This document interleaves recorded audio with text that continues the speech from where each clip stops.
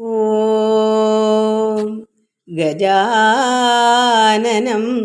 ഭൂതഗണാതിസേവിതം കവിത്തജംബൂഫലസാരഭക്ഷിതം ഉമാസുതം ശോകവിനാശകാരണം നമാമി വിഘ്നേശ്വരപാദപങ്കജം.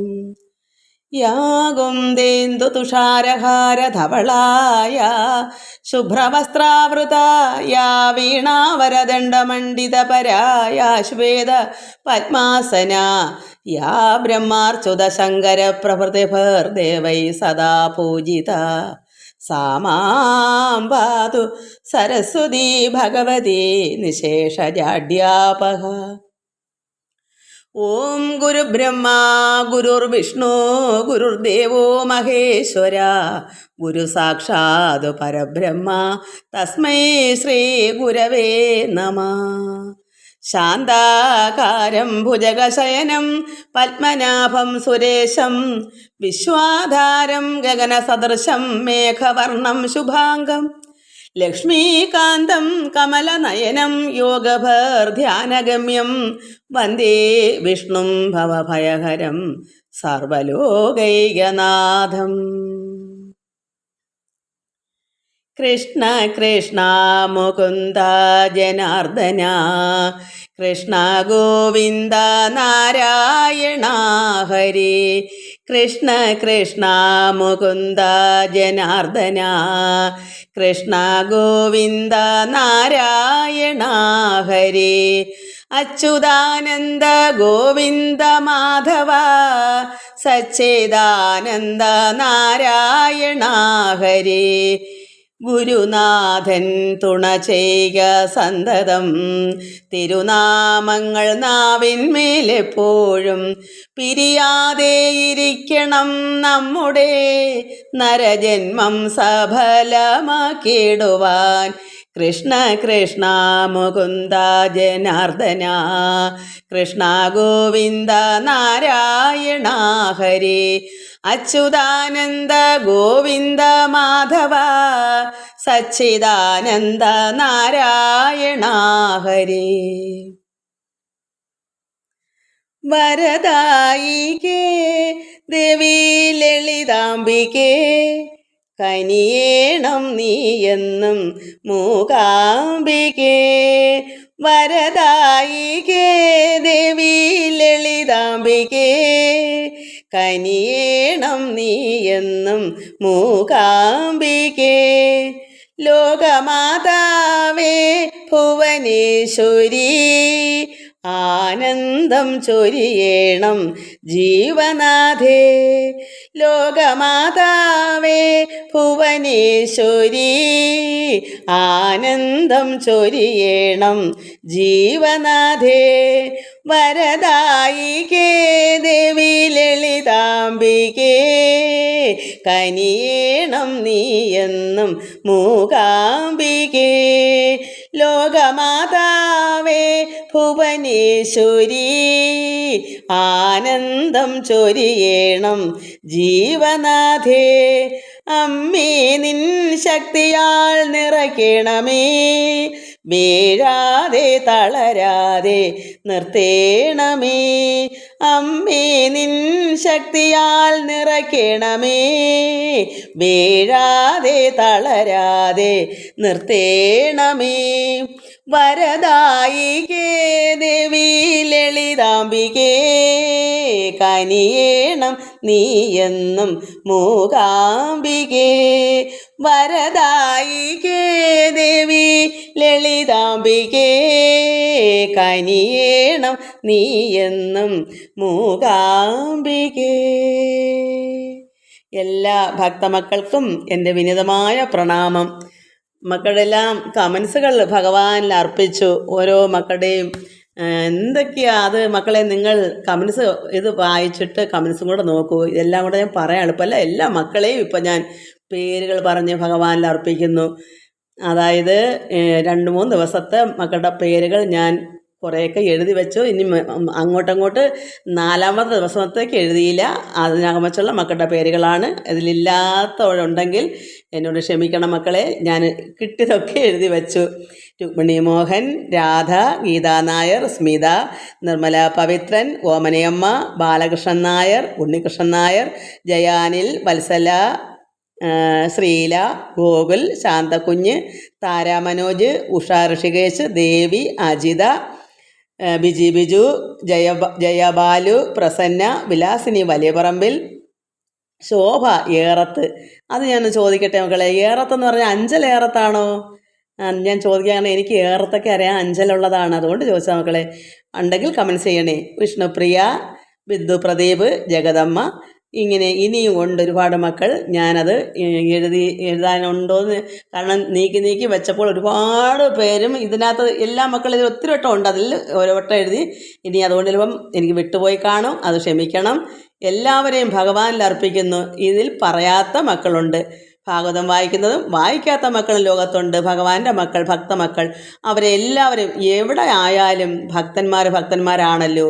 നമ്മുടെ ഭാഗവതം എവിടെ ആയാലും അത് അവർ വായിക്കും. ഭക്തന്മാരങ്ങനെയാണ്. ഇത് തന്നെ വായിക്കണമെന്നില്ല. എവിടെ വായിച്ചാലും എന്ത് വായിച്ചാലും ഭഗവാന്റെ ഭഗവത് കീർത്തനങ്ങളും സ്തുതിപ്പുകളും ഭഗവാനിൽ ഭക്തിയുള്ള ഭക്തന്മാർ എവിടെ ഉണ്ടായാലും എല്ലാവരെയും ഭഗവാനിൽ അർപ്പിക്കുന്നു. ലോക സമസ്ത സുഖിനോ ഭവന്തു. എല്ലാവർക്കും ശാന്തിയും സമാധാനവും എല്ലാ നന്മകളും ഭഗവാന്റെ അനുഗ്രഹവും എല്ലാ കൃപയും കിട്ടണമേ എന്ന് പ്രാർത്ഥിക്കുന്നു. എല്ലാവരും ഭഗവാനിൽ ഭക്തി വർദ്ധിക്കണം. അപ്പോൾ ഇപ്പോൾ വത്സല തന്നെ പറയുന്നു, എന്താ അത് ഞാൻ വായിക്കുന്നതിൻ്റെ ഞാൻ ഇനി അത് എഴുതി വച്ചില്ല.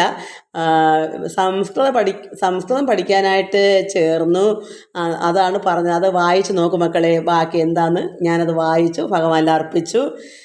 എല്ലാ മക്കളുടെയും ഓരോ മക്കളുടെയും എല്ലാവർക്കും ശാന്തി സമാധാനം കിട്ടുന്നെന്ന് പറയുന്ന മക്കളുണ്ട്. ഇത് ഒരാൾക്കുള്ളതല്ല, എല്ലാവരുടെയും. അതിൽ നന്നായി പാടുന്നു, പാട്ട് നന്നായിരിക്കുന്നു, അങ്ങനെ പറയുന്നു. നല്ല ഗായിക, നല്ല കീർത്തനം, ഇങ്ങനെ ഓരോ അഭിപ്രായങ്ങളും. അമ്മയ്ക്ക് സുഖമാണോ? എല്ലാവരുടെയും ഉത്തരങ്ങൾ ഞാനിങ്ങനെ പറയുന്നു. എല്ലാവരുടെയും ഞാൻ വായിച്ചു കേട്ടു. അതെല്ലാം പ്രത്യേകം പറയാൻ എളുപ്പമല്ലാത്തത് കൊണ്ട് എല്ലാം ഭഗവാനിൽ അർപ്പിക്കുന്നു. ഓം ലോക സമസ്ത സുഖിനോ ഭവന്തു. നമുക്കിന്ന് ശ്രീമദ് ഭാഗവത പാരായണം വാമനാവതാരമാണ്. ശ്രീശുക മഹാമുനി പറയുന്നത് ഇനിയും കേൾക്കണമെന്ന് പരീക്ഷത്ത് പറയുന്നു. അപ്പോൾ ഇനിയും അതെനിക്ക് പറഞ്ഞു തരണം. എങ്ങനെയാണ് മൂവടി മണ്ണ്, സത്യവ്യാജം, അതായത് വാമനാവതാരം എടുത്ത് ഭഗവാൻ നാരായണൻ മൂവടി ചോദിച്ചത് 3 ലോകവും എല്ലാം അളന്നില്ലയോ, അതെന്താ അങ്ങനെയൊക്കെ വരാനുള്ള കാരണം ചോദിക്കുന്നു. അത് പറഞ്ഞു തരണമെന്ന് പറഞ്ഞനുസരിച്ച് ഇവിടെ അതിനെപ്പറ്റി പറയുവാണ് ശ്രീശുക മഹാമുനി പരീക്ഷത്തിനോട്. നമുക്കത് വായിക്കാം. എങ്കിൽ ഇന്ദ്രനാൽ വധിച്ചാശു ശുക്രനാൽ തന്നെ സങ്കടമൊഴിച്ചു ജീവിപ്പിച്ച മഹാബലി ഭാർഗവന്മാരെ സേവിച്ചവരാൽ അനുഗ്രഹമാർഗ സാധന പരിസാധ്യനായി പടയോടെ ചെന്നുടൻ ചെറുത്ത് അമരാവതി ചുഴന്നപ്പോൾ നിന്നുകൂടാഞ്ഞു പോരിലൊഴിച്ചു മഹേന്ദ്രനും. അതായത് ഇന്ദ്രൻ അവിടുന്ന് ദേവലോകത്തുനിന്ന് ഓടി ഒളിച്ചു. എന്താ കാരണം? ഇവിടെ യുദ്ധത്തിന് വന്നായിരുന്നല്ലോ നമ്മൾ മോഹിനി അവതാരത്തിൽ. അമൃതെല്ലാം കഴിച്ചിട്ട് ദാനവന്മാർ ദേവന്മാരുമായിട്ട് ഏറ്റുമുട്ടി. അപ്പോൾ മഹാബലിയെ ഇന്ദ്രൻ വധിച്ചു. ശുക്രാചാര്യർ ജീവിപ്പിച്ചതിന് ശേഷം അദ്ദേഹം യാഗങ്ങൾ, അതായത് ശുക്രാചാര്യരാണ് ഗുരു. ശുക്രാചാര്യരും മറ്റ് മഹർഷിമാരെല്ലാവരുടെ ഇദ്ദേഹത്തിന് പ്രോത്സാഹനങ്ങളെ കൊടുത്ത് അത്രമാത്രം 100 യാഗമൊക്കെ കഴിച്ച് ഭക്തിയായി എല്ലാവരെയും പ്രാർത്ഥിച്ച് ഗുരുക്കന്മാർ, അതായത് ശുക്രാചാര്യരാണല്ലോ ഗുരുക്കന്മാർ, അവരെല്ലാം പ്രാർത്ഥിച്ചു വേണ്ടുന്ന അനുഗ്രഹങ്ങളെല്ലാം അവരിൽ നിന്ന് കിട്ടിയപ്പോൾ എന്ത് വന്നു? യാഗവും 100 അശ്വമേധ യാഗവും ഏതാണ്ട് യാഗമൊക്കെ അങ്ങോട്ട് നടത്തിയപ്പോൾ ഇവിടെ മഹാബലി ഭയങ്കര ആരോഗ്യവാനായി എല്ലാവരിലും മെച്ചപ്പെട്ടു. ത്രിലോകങ്ങൾ മൊത്തം അടക്കി പിടിച്ച് ദേവലോകമൊക്കെ അങ്ങ് കൈക്കലാക്കി. അവിടെ ദേവന്മാരെല്ലാം ഓടിപ്പോകുന്നു. അതാണ് ഇവിടെ അവസ്ഥ. അപ്പോൾ നിന്നുകൂടാഞ്ഞ് പോരിൽ ഒഴിച്ചു മഹേന്ദ്രൻ. പോരിൽ നിന്നും നിൽക്കാൻ പറ്റാത്ത അവസ്ഥയായി. ഇപ്പോൾ അത്ര ശക്തിയോടുകൂടിയാണ് ഇവിടെ മഹാബലി വന്നേക്കുന്നത്. ഈ ദേവേന്ദ്രൻ നിന്നും ഒന്നുമല്ലാതെ അത്രമാത്രം പേടി ഒളിച്ചു ഓടിപ്പോയി. അങ്ങനെ മന്ത്രി തന്നോട് ചെന്നു ചിന്തിച്ചു, യുദ്ധത്തിങ്കൽ പിന്തിരിഞ്ഞൊഴിച്ചു പോയിടുക ഒഴിഞ്ഞെന്നെ ചിന്തിച്ചാൽ ഉപായമില്ലെന്നുറച്ചതു നേരം അന്തസ്താപവും പൂണ്ട് ദേവകളോടും കൂടി സ്വർഗവും ഉപേക്ഷിച്ചു. ദേവകൾ വാങ്ങും പൊഴുതൊക്കവേ കടന്നിരുന്നിടിനാരസുരകൾ. അവർ ഭയന്നോടിപ്പോയി. എല്ലാ ഇന്ദ്രനും ദേവന്മാരെല്ലാം അവിടുന്ന് പോയി. അസുരന്മാർ ദേവലോകവും ത്രിലോകം മൊത്തവും ത്രൈലോക്യമെല്ലാം ജയിച്ചടക്കി മഹാബലി. ത്രൈലോക്യ 3 ലോകവും പിടിച്ചടക്കി. ദേവലോകവും എല്ലാം അവരുടെ കയ്യിലായി. മഹാബലി ഇന്ദ്രനായി. അതാണ് കൈലാസ നിവാസി ഭക്തന്മാരിൽ അത്യുത്തമനാണ്. എന്താ 100 യാഗമൊക്കെ അല്ലയോ അദ്ദേഹം കഴിച്ചത്. അപ്പോൾ അത്രമാത്രം ശക്തിമാനായി. കൈലാസത്ത്, അത് പരമേശ്വരനാണല്ലോ കൈലാസത്തിൽ. അവിടെയുള്ള ഭക്തന്മാരിലെല്ലാം വെച്ച് നോക്കുമ്പോൾ അത്യുത്തമനായിരിക്കുന്നു ഈ മഹാബലി. കൈലാസ നിവാസി ഭക്തന്മാരിൽ അത്യുത്തമൻ. അശ്വമേധങ്ങൾ 100 കൊണ്ട് അതിശയപ്പെട്ടു പോയി. ആ 100 അശ്വമേധയാഗം 100 കഴിച്ചു. അപ്പോൾ എല്ലാവർക്കും അതിശയമായി. വിശ്വനായക പ്രീതി വർദ്ധിപ്പിപ്പതിനായി. അങ്ങനെ വിശ്വനായകൻ, ലോകത്തിൻ്റെ വിശ്വത്തിൽ ഉള്ള ഭഗവാൻ നാരായണനായാലും പരമാത്മാവായാലും എല്ലാവരുടെയും പ്രീതി പിടിച്ചു. എന്താ ഇത്രയും വിശ്വനായക പ്രീതി വർത്തുന്ന പരമേശ്വരൻ്റെയൊക്കെ പ്രീതി എന്താ വരാൻ കാരണം? അത്ര ഭക്തനാണ്, അത്യുത്തമനാണ്. അങ്ങനെ വിശ്വാസഭക്തിയ ഭൃഗുസത്തമന്മാരാൽ നിയോഗിച്ചഴും മാർഗാദ്യജനം തുടർന്നത് കാലം. അങ്ങനെ ഇവിടെ അശ്വമേധങ്ങൾ 100 കൊണ്ട് അതിശയം.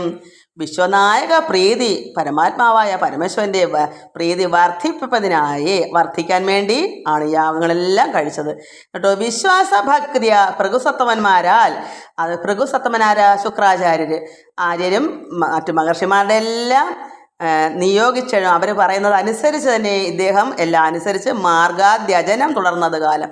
എന്താ അതിനുള്ള പോംവഴി? അത്രമാത്രം യജനങ്ങളെല്ലാം യാഗങ്ങളെല്ലാം അവർ പറയുന്ന അനുസരിച്ച് ചെയ്തു.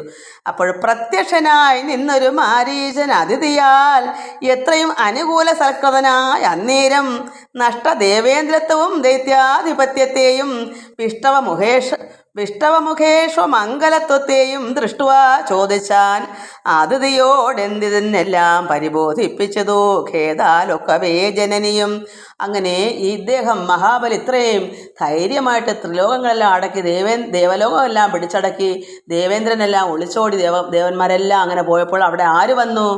അതിഥിയുടെ ഭർത്താവായ കശ്യപ പ്രജാപതിയുടെ പ്രത്യക്ഷനായെന്ന് പറഞ്ഞ് അവിടെ ആശ്രമത്തിൽ പ്രത്യക്ഷനായി വന്നു. എന്താ കാരണം? ഇവിടെ ദേവേന്ദ്രൻ്റെയൊക്കെ അവസ്ഥകൾ അറിഞ്ഞു കാണും. അങ്ങനെ പ്രത്യക്ഷനായി നിന്നൊരു മാരീചൻ അതിഥിയാൽ, അതിഥിയുടെ ഭർത്താവാണ് കശ്യപ പ്രജാപതി. ഈ മാരീചൻ എന്ന് പറയുന്നത് കശ്യപ പ്രജാപതിയുടെ പേരാണ്. അപ്പോൾ എത്രയും അനുകൂല സൽകൃതനായ അന്നേരം നഷ്ടദേവേന്ദ്രത്വം, ദേവലോകമൊക്കെ നഷ്ടപ്പെട്ടു പോയി. സ്വന്തം ഇന്ദ്രൻ്റെ ദേവലോകമെല്ലാം നഷ്ടപ്പെട്ടു. ദൈത്യന്മാരവിടെ ആധിപത്യം സ്ഥാപിച്ചു. അതായത് മഹാബലിയും കൂട്ടരും, അത് അസുരന്മാർ. വിഷ്ടവമുഖേഷ്വ മംഗലത്വത്തെയും ദൃഷ്ടുവാ ചോദിച്ചു. ഇവിടെ നടക്കുന്ന ഈ വിഷ്ടഭത്തിൽ നടക്കുന്ന ഈ കാര്യങ്ങളൊക്കെ അതിഥിയോട് ചോദിച്ചു, ഇതൊക്കെ എന്താ എന്നെല്ലാം. അപ്പോൾ എന്തു പറഞ്ഞു? പരിബോധിപ്പിച്ചു. ഖേദാലൊക്കവേ ജനനിയും മാതാവായ അതിഥി. ജനനി വെച്ച അമ്മ, ദേവേന്ദ്രൻ്റെ അമ്മയായ അതിഥി സങ്കടത്തോടുകൂടി എല്ലാ കാര്യവും ഭർത്താവിനോട് പറഞ്ഞു. അതായത് കശ്യപ പ്രജാപതിയുടെ അടുത്ത് പറഞ്ഞു, മകൻ ഇങ്ങനെ എല്ലാം ദുരിതങ്ങളും എല്ലാം അനുഭവിച്ചതിന് കഷ്ടപ്പാട് കാരണം ഇവരുടെ എല്ലാം ആധിപത്യം അവിടെ അസുരന്മാരെ കയറി കൈയടക്കി. ത്രൈലോക്യം മൊത്തവും അവരുടെ കയ്യിലായി. അപ്പോൾ എന്തു ചെയ്യും? വിഷമമല്ലേ അമ്മയ്ക്ക്? അങ്ങനെ പറഞ്ഞു. തൽവൃത്തമെല്ലാം പരിശ്രുത്വാപി ദുഃഖം തീർത്ത് ഉത്തമപ്രിയം അനുസരിച്ച് ആശ്വസിപ്പിച്ചാൻ. അതുകൊണ്ട് ഈ വിഷമങ്ങൾ, ഈ വൃത്തമെല്ലാം പരിശ്രുത്വാപി, അതെല്ലാം കേട്ടു. ഇങ്ങനെ ഈ ഭർത്താവിനോട് പറഞ്ഞ് ദുഃഖമൊക്കെ തീർത്ത് കൊടുക്കണം, ഉത്തമപ്രിയം അനുസരിച്ച് ആശ്വസിപ്പിച്ചാൻ. അപ്പോൾ പറയുന്നു ഭർത്താവിനോട്, ഭർത്താവേ മമ സുതൻ ഇന്ദ്രത്വം മുന്നേ പോലെ. അതായത് കശ്യപ പ്രജാപതി ഭർത്താവേ, അതായത് ഈ അതിഥിയുടെ ഭർത്താവാണല്ലോ കശ്യപ പ്രജാപതി. മമ സുതൻ ഇന്ദ്രത്വം, എൻ്റെ അതായത് ഈ ജനനി അതിഥിയുടെ സുതൻ മകൻ, എൻ്റെ മകന് ഇന്ദ്രത്വം, അതായത് ദേവലോകത്തെ പ്രധാനമന്ത്രി അല്ലെങ്കിൽ മന്ത്രി. ആ ഇന്ദ്രത്വം മുന്നേ പോലെ തന്നെ നേരത്തെ എങ്ങനെയായിരുന്നോ അതുപോലെ സിദ്ധിപ്പാൻ ഉപായം എന്തെന്നുള്ളതെന്ന് അവളുടെ നിർബന്ധോക്തികൾ കേട്ടു കശ്യപ പ്രജാപതി നിർബന്ധിച്ചരുളിനാൻ വിഷ്ണു ഭക്തിയെ തന്നെ. അപ്പോൾ എന്താ ഇതിനൊരു ഉപായം? മകൻ്റെ വിഷമങ്ങൾ കണ്ടപ്പോൾ അമ്മയ്ക്ക് സഹിക്കാല്ല. അതുകൊണ്ട് ഭർത്താവേ ഇതിനൊരു ഉപായം പറഞ്ഞു തരൂ. ഇതെന്താ മുന്നേ പോലെ നേരത്തെ എങ്ങനെയാണോ ഇന്ദ്രത്വമായിട്ടിരുന്നത് അതുപോലെ ഇനിയും മകൻ അങ്ങനെ ആക്കി തരണം. അതിത്രയും ഭർത്താവിനോട് അപേക്ഷിക്കുന്നു ഈ മാതാവ്. അപ്പോൾ നിർബന്ധോക്തികൾ കേട്ടു. നിർബന്ധമായി ഇങ്ങനെ പറഞ്ഞപ്പോൾ കശ്യപ പ്രജാപതി നിർബന്ധിച്ചരുളിനാൻ വിഷ്ണു ഭക്തിയെ, ഭഗവാനിൽ ഭക്തി വർദ്ധിക്കുക, ഭഗവാനെ പ്രാർത്ഥിക്കുക. അതായത് എന്നിങ്ങനെ പ്രാർത്ഥിക്കുക? ദ്വാദശ അഹസ് കൊണ്ട് സാധിക്കാം മഹാവിഷ്ണു മാധവ പ്രിയം പയോനാമമാ മഹാവ്രതം. ഒരു ദ്വാദശ അഹസ് 12 ദിവസത്തെ വ്രതം. അത് ആ വ്രതം നോക്കിയാൽ എന്ത് സാധിക്കാം. ദേവലോകം ഇന്ദ്രൻ്റെ കയ്യിലിരിക്കും. അതുകൊണ്ട് മഹാവിഷ്ണുവിന് മാധവപ്രിയം, ഭഗവാനെ പ്രീതിപ്പെടുത്തുക, പയോനാമമാ മഹാവ്രതം പിടിച്ച് ഭഗവാനെ പ്രീതിപ്പെടുത്തി ഭഗവാനെ ഭക്തിയാൽ വിശ്വസിച്ച് ഭഗവാനെ പ്രാർത്ഥിച്ച് വരുമ്പോൾ ഇതെല്ലാം നമുക്ക് തിരിച്ചു പിടിക്കാം എന്നവിടെ കശ്യപ പ്രജാപതി ഭാര്യയ്ക്ക് അതിഥിക്ക് ഇത് പറഞ്ഞു കൊടുത്തു. ഫാൽഗുനി മാസി ശുക്ലപക്ഷ തിഥി മുതലായി മാർഗമായി ചെയ്തു കൂട്ടാം പക്ഷാന്തേ മഹാവ്രതം. അതായത് പ്രഥമ ദ്വിതീയ തൃതീയ അങ്ങനെ 12 ദിവസം ഏകാദശി വരെ. അതായത് പ്രഥമ ദ്വിതീയ തൊട്ട് ദ്വാദശം ഏകാദശം അല്ലല്ലേ ദ്വാദശം ദശം 10 12 ദിവസം, ദ്വാദശം 12, ദ്വാദശം വരെ 12 ദിവസത്തെ ഈ പയോനാമമാ മഹാവ്രതം പിടിച്ച് ഈ വേണ്ടുന്നതെല്ലാം അദ്ദേഹം പറഞ്ഞു കൊടുക്കും. കശ്യപ പ്രജാപതിക്ക് ഇതെല്ലാം അറിയാം. അങ്ങനെ ആ മാർഗമായി ചെയ്ത് കൂട്ടാം പക്ഷാന്തേ ആ മഹാവ്രതം. അതിനാൽ നാരായണൻ താൻ പ്രസാദിച്ചു വേണ്ടുന്നതിനെ തരും, ഒരു സന്ദേഹം ഉണ്ടാകേണ്ട. അങ്ങനെ പിടിച്ചാൽ ഭഗവാൻ നാരായണന് എന്താ നമുക്ക് വേണ്ടത് അതുപോലെ ഭഗവാൻ ചെയ്തു തരും, ഒരു സംശയവും വേണ്ട. സർവാത്മാ ജഗന്നാഥൻ തന്നെ അനുഗ്രഹത്താലേ സർവകാമ്യാർത്ഥങ്ങളെ സർവരും സാധിക്കുന്നു. സർവപേരും ഭഗവാൻ നാരായണൻ ജഗന്നാഥൻ്റെ അനുഗ്രഹം കൊണ്ട് ഇങ്ങനെയുള്ള ഓരോ വ്രതങ്ങളൊക്കെ പിടിച്ചു ഭഗവാൻ ഭക്തിയോടെ പ്രാർത്ഥിക്കുമ്പോൾ സർവ ആഗ്രഹങ്ങളും അർത്ഥങ്ങൾ, അതായത് സർവകാമ്യാർത്ഥങ്ങൾ എന്താ നമുക്ക് വേണ്ടത് അത് സർവരും ലോകത്തെല്ലാവരും ഇങ്ങനെയാണ് സാധിക്കുന്നത്. ഇങ്ങനെ ഓരോരോ വ്രതങ്ങൾ പിടിച്ചാണ് എല്ലാവരും അങ്ങനെ സാധിക്കുന്നത്. അതുകൊണ്ട് നമുക്കും അങ്ങനെ ചെയ്യാം. നിർവഹിച്ചാലും മമ ശാസനവശാൽ വ്രതം. അതുകൊണ്ട് നിർവഹിക്കുക ഈ വ്രതം. മമ ശാസന, കശ്യപ പ്രജാപതിയുടെ ശാസന വശാൽ അദ്ദേഹം പറഞ്ഞു കൊടുക്കുന്നത് അനുസരിച്ച് വ്രതം പിടിക്കുക. ശാസന വെച്ചാൽ അദ്ദേഹം ഇത് പറഞ്ഞു കൊടുക്കും എങ്ങനെ ചെയ്യണമെന്ന്. അതാണ് ശാസന എന്ന് പറയുന്നത്. അദ്ദേഹത്തിനെ അറിയുള്ളൂ. അപ്പോൾ ഭാര്യയ്ക്ക് പറഞ്ഞു കൊടുക്കുന്നത് അനുസരിച്ച് വ്രതം പിടിക്കുക. അദ്ദേഹത്തിന് അറിയാം എങ്ങനെ ചെയ്യണമെന്ന്. പർവചന്ദ്ര ആനന്ദരമ്യാനനെ നീ എന്നെല്ലാം മാർഗമായി അതിനുടെ കാലവും ദിനങ്ങളും മാർഗവും അനുഷ്ഠാന ഭേദങ്ങളും വിധികളും കർത്തൃ സാധന പര്യന്താദി തൽക്രമങ്ങളും ഭർത്താവാൽ ഉപദിഷ്ടയായുള്ളൊരതിഥിയാൽ കൃത്യമായി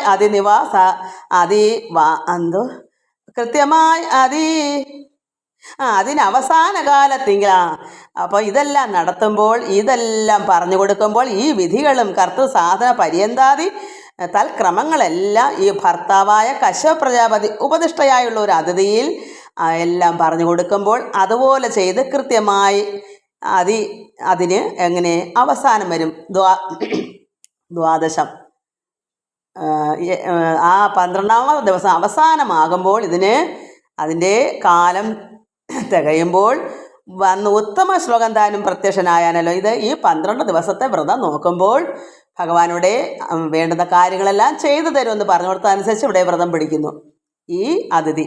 അപ്പോൾ ഭർത്താവാൽ ഉപദിഷ്ടയായുള്ളൊരു അതിഥിയാൽ കൃത്യമായി അതിന് അവസാന കാലത്തെങ്കിൽ അവസാനം ആ വ്രതത്തിൻ്റെ ഒടുവിൽ വന്ന് ഉത്തമ ശ്ലോകം താനും പ്രത്യക്ഷനായാനല്ലോ. ഇവിടെ പറഞ്ഞതും ക്രിയയെല്ലാം ഒന്നിച്ചാണ്. ഇവിടെ പറഞ്ഞു കൊടുക്കുന്നത് എന്താ? അതുപോലെ 12 ദിവസവും അവരത് ചെയ്തപ്പോൾ എന്ത് വന്നു? ഭഗവാൻ പ്രത്യക്ഷനായി. മുക്തയാം പ്രജാപതി പത്നിയും ഭഗവാനി സിഗ്ധചേതസ കണ്ടു വന്ദിച്ചു വിനീതയായി. അങ്ങനെ ഭഗവാൻ പ്രത്യക്ഷമായപ്പോൾ മുക്തായാം പ്രജാപതി പത്നി, അതായത് കശ്യപ പ്രജാപതി പത്നിയും ഭഗവാൻ രണ്ടുപേരും ഭഗവാനെ സിക്തചേതസ കണ്ടു, വന്ദിച്ച് വിനീതയായി. ഈ എനിക്ക് കഫം അങ്ങോട്ടും പോകുന്നില്ല, പണ്ടത്തെ കണക്ക് തുടങ്ങി, സൗണ്ടടപ്പാണ് ആദ്യം വന്നത്. അപ്പോൾ ഇങ്ങനെ വിനീതയായി ഭഗവാനെ കണ്ടപ്പോൾ സിക്തചേതസ, അത്രത്തോളം ഭക്തി എഴുന്ന മനസ്സുകൊണ്ട്, അത്ര സന്തോഷത്തോടും ഭക്തിയോടും കൂടി വിനീതയായി ഭക്തിയാ നിന്നവൾ, ഈ അതിഥി ഭക്തിയാ നിന്നവൾ മുഖപത്മവും കടാക്ഷിച്ചു. ഭക്തവത്സലൻ ഭഗവാൻ ഇങ്ങനെ കടാക്ഷിച്ചു. ഭക്തവത്സലനായ പരമാത്മാവായ നാരായണൻ എന്ത് ചെയ്തു? കടാക്ഷിച്ച് ചിരിച്ച് അരുളി ചെയ്താൻ. അപ്പോൾ ഭഗവാൻ അങ്ങനെ സന്തോഷത്തോട് കടാക്ഷിച്ചുകൊണ്ട് അതിഥിയോട് പറയുന്നു, അരുളി ചെയ്യുന്നു. എന്താ പറയുന്നത്?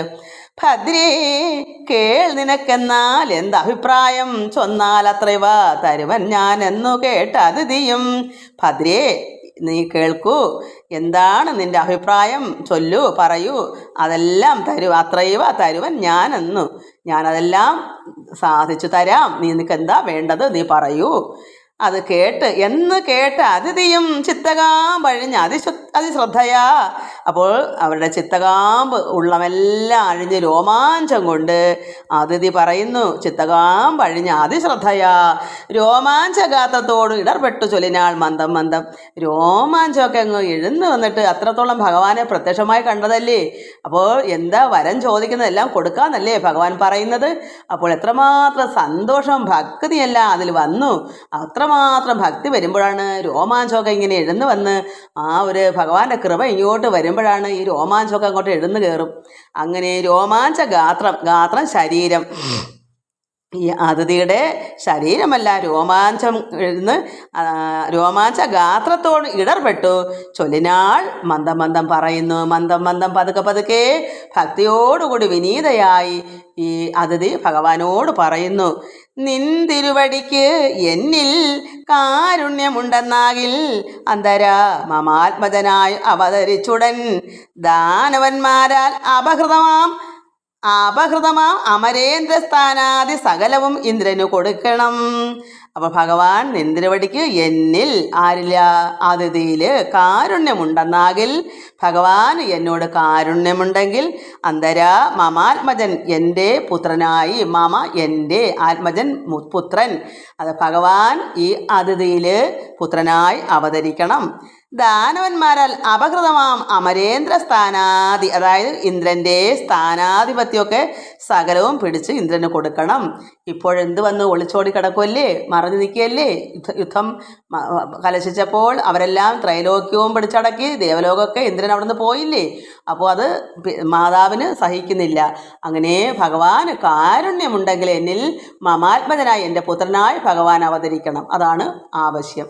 അപ്പോൾ ഭഗവാനെ കൊണ്ടേ ഇത് നടക്കൂ, മഹാബലിയെ തോൽപ്പിക്കാൻ, അല്ലാതെ ഒന്നുകൊണ്ട് നടക്കില്ലെന്ന് അറിയാം അതിഥിക്ക്. അതുകൊണ്ട് ഭഗവാൻ തന്നെ എൻ്റെ പുത്രനായി വരണം.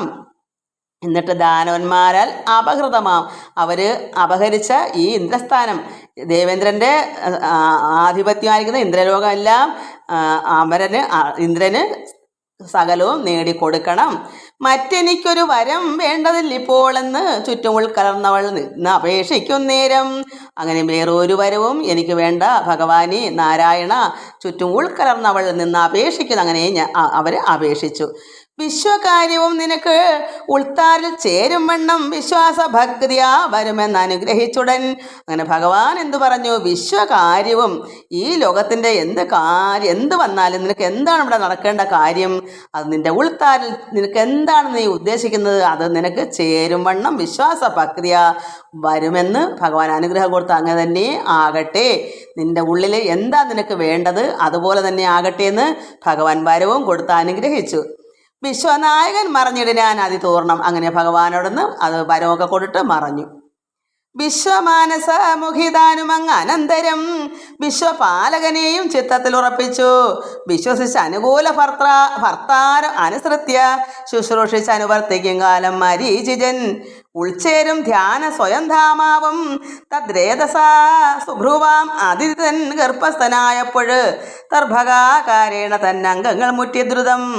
അങ്ങനെ ഭഗവാനോട് അങ്ങനെ പ്രാർത്ഥിച്ച് പിന്നെ ഈ അതിഥി വിശ്വമാനസമുഖി താനും അങ്ങ് അനന്തരം അതിനുശേഷം വിശ്വപാലകനെയും ചിത്തത്തിൽ മനസ്സിലിങ്ങനെ ഭഗവാൻ നാരായണൻ എന്നിങ്ങനെ ഉറപ്പിച്ചുകൊണ്ടിരിക്കുക. എന്താ, ഭഗവാൻ ഇങ്ങനെ അവതരിക്കണമല്ലോ എന്ന് അവർ പ്രാർത്ഥിച്ചുകൊണ്ടിരുന്നപ്പോൾ കശ്യപ പ്രജാപതി ധ്യാനത്തിലിങ്ങനെ അദ്ദേഹവും വിശ്വസിച്ച് അനുകൂല ഭർത്താവ് അനുസരിച്ച് അതിനനുകൂലപ്പെട്ട് ഭർത്താവ് കശ്യപ പ്രജാപതിയും അനുസൃത്യ ശുശ്രൂഷിച്ച് അനുവർത്തിക്കും കാലം അവരും അദ്ദേഹവും ധ്യാനിച്ചും പ്രാർത്ഥിച്ചും ഇരുകൂട്ടരും അങ്ങനെ കാലം മരീചികൻ ഉൾച്ചേരും. മരീചൻ ധ്യാനത്തിലായി. ഭഗവാൻ അവിടെ വേണമെങ്കിൽ ഭഗവാന്റെ അംശം എവിടെ വരണം? കശ്യപ പ്രജാപതിയിൽ വരണം.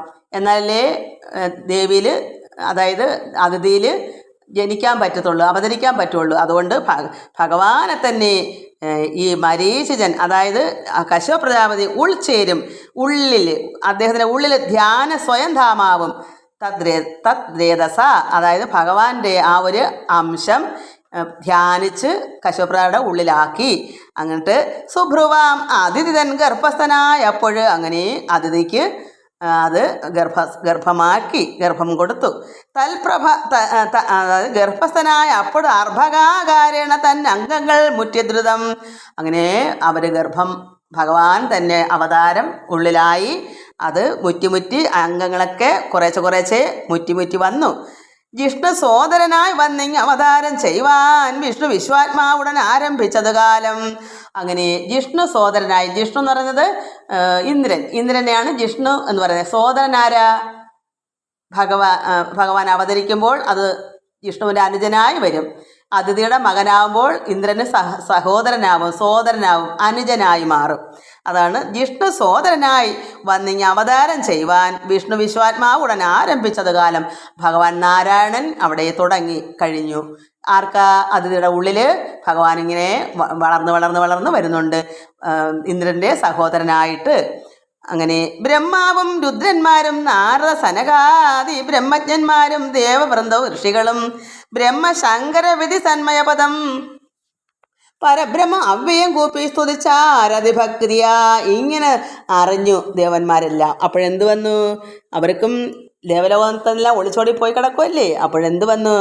ഇങ്ങനെ ഒരു സംഭവം ഇങ്ങനെ വന്നു എന്നറിഞ്ഞ് ഇവർ തപസ് ചെയ്തു, വ്രതം പിടിച്ചു, ഭഗവാൻ അതിൽ അവതരിക്കുന്നു എന്നറിഞ്ഞപ്പോൾ ഇവിടെ ബ്രഹ്മാവും രുദ്രന്മാരും നാരദസനകാദി ബ്രഹ്മജ്ഞന്മാരും ദേവവൃന്ദ ഋഷികളും ബ്രഹ്മശങ്കരവിധി സന്മയപദം എല്ലാവരും ഭഗവാന്റെ പരബ്രഹ്മ അവ്യയം കൂപ്പി സ്തുതിച്ചാൽ ഭക്തിയ സർവേരും ഭക്തിയായിട്ട് സ്തുതിക്കുന്നു. നമുക്ക് ബാക്കി അടുത്ത ദിവസം വായിക്കാം.